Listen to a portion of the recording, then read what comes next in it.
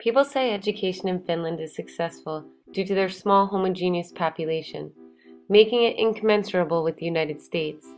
But when we look at the approaches to education reform both these countries have adopted, some pretty interesting differences have occurred. If we begin in the 1950s, we find two countries situated in very different post-World War II economies. Despite a post-war economic boom, the number of students in the U.S. graduating from high school was less than 40%. As the decade went on, that number continued to rise, and due to the first major civil rights victories in the Supreme Court, the population began to slowly diversify. The Soviets' successful launch of the first satellite in space during the heart of the Cold War was a catalyst for education reform.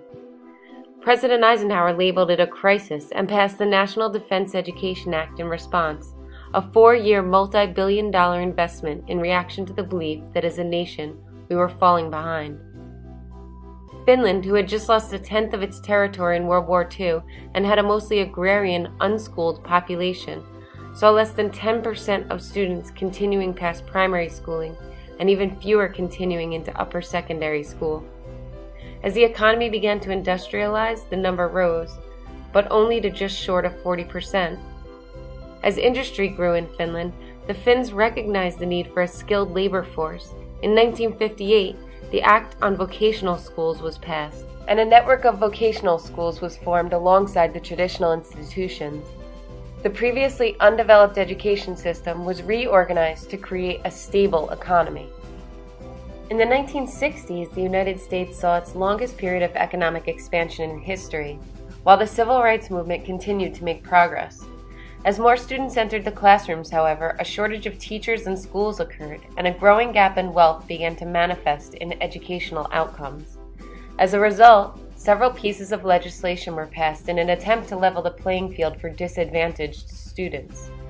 Most notable of these was the Elementary and Secondary Education Act, instituted as part of Lyndon B. Johnson's War on Poverty, including programs for vocational training and extra support services for underprivileged students. Achievement in Finland in the 1960s was uneven, and not all students had equal access to quality schooling. In 1968, Finnish Parliament enacted legislation to create a new basic education system that was built around the development of a common, compulsory, comprehensive school for grades 1 through 9, including dramatic changes in teacher preparation and certification requirements, a broad yet mandatory national curriculum, and free meals and school materials for all students. Finland was paving the way for a steady course of reform that would last the next 30 years. The 1970s saw a great deal of effort expended on making schools equal for all students in the United States, regardless of socioeconomic background, native language, sex, or ability. This was accomplished through legislation such as the Equal Educational Opportunities Act. But some argued that the attention being paid to social equality was attention that was being drained from a focus on academics. Some wealthier families pulled their children from public schools and sent them to private schools. In the meantime, teachers were becoming more vocal in support of their students, while unions rallied in support of Jimmy Carter and more federal oversight of public education. At the national level, Finland's constitution guarantees equal opportunities in education irrespective of sex, social status, or ethnic group. Between 1972 and 77, Finland continued to implement its comprehensive school reform based on these principles. Responsibility for basic education was given almost exclusively to local municipalities. Schools continued to follow the national accepted curriculum, while local providers of education were given more and more opportunities to decide on how to organize teaching. In the 1980s, schools came under public scrutiny. Focus shifted from equality to excellence to compete in a business-driven global economy. The Department of Education was created to coordinate federal assistance, collect data, and enforce federal laws.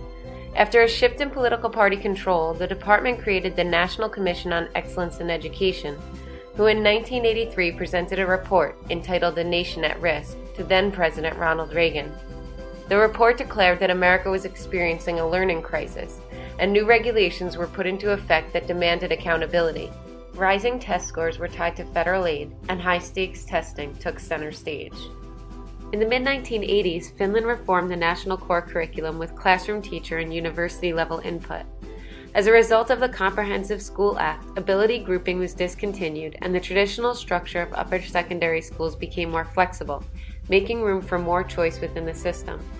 This effort continued paving the way for the vocational education programs in Finland today.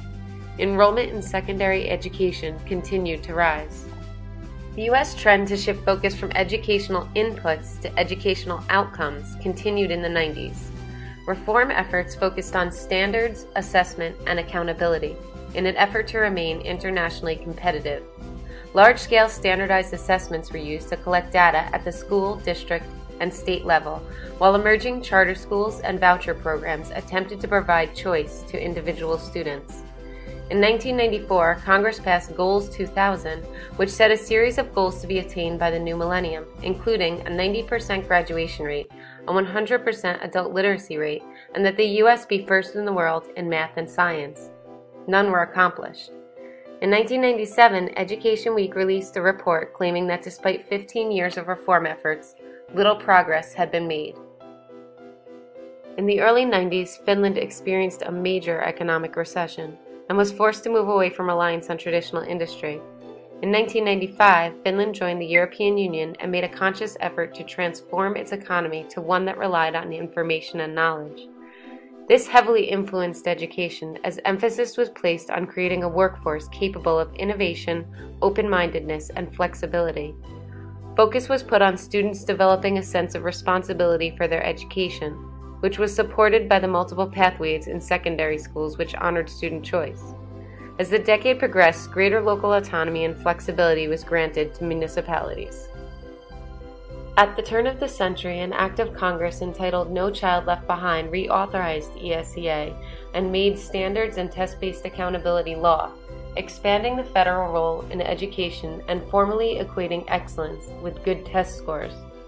The act focused on increased accountability, which meant mandated standardized testing for all public schools that received federal funds. This further shifted school focus to the core academic subjects in order to achieve the Act's goal, requiring that 100% of students reach the same state standards in reading and math by 2014. Although designed to close the opportunity gap in the United States and make our students more globally competitive, critics argued that the goal was unattainable and led to a narrowing of curriculum and a focus on teaching to the test. In 2002, the Bilingual Education Act was renamed the English Language Acquisition Act, cutting funding per English language learner by 60% and funding for professional development for teachers in half. Whereas No Child Left Behind was mandated, its successor, the current Race to the Top initiative, is incentives-based. Under Race to the Top, states are awarded funding based on their implementation of performance-based standards for teachers and administrators, adoption of national teaching standards, and promoting charter schools and privatization of education. District-level evaluation systems are mandated that differentiate teachers and principals by effectiveness. The Common Core state standards are nationally adopted, evidence-based standards with the goal of ensuring that students graduate college and career ready. 90% of states have adopted the Common Core in order to be eligible for federal Race to the Top funding. However, several states are reconsidering their position to implement them. In the 21st century, Finland has continued to sustain autonomy at the municipality level, and most of the basic values and visions of Finnish education policy have remained constant since the 1960s. Finland's immigrant population is on the rise. By 2020, a fifth of Helsinki students are expected to be foreign-born. While some Finns view this as a plight, others see opportunity, and extra funding is given to schools in relatively poor areas with disproportionately high numbers of students with special needs. Economic policies focused on exports and innovation drive the desire for a well-educated, skilled population. To achieve this, teachers are trained to create learner-centered classrooms and continually be reflective about their practice. Teachers decide how they will teach and what they will select from the national curriculum. Because there are no externally mandated standardized tests as students progress through primary and secondary schools, teachers are trained in both diagnostic and formative assessment. Teachers are selected from top-performing students in upper secondary schools, so communities put a great deal of trust in their expertise. Students take center stage in Finland's schools. The system is built around student choice, and students receive hot meals, healthcare, and school supplies from the school at no cost. The current revisions to the national curriculum include a push to include more arts and physical education in schools, as well as a focus on citizen skills, including thinking skills, ways of working and interaction, participation in initiative, and self-awareness and personal responsibility. Over 6 decades of education reform in both countries, the homogeneity in Finland certainly plays a role in the different trajectories, but a closer look reveals that there is more at play.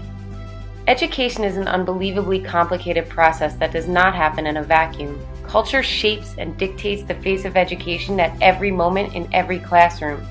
In the United States, societal conflict and change manifested in the schools, creating challenges in the US that have occurred in microscopic levels in Finland. But in the United States, too often, private interest and social and political ambitions dictate much of what happens in education reform. Both countries have had their shares of successes and struggles.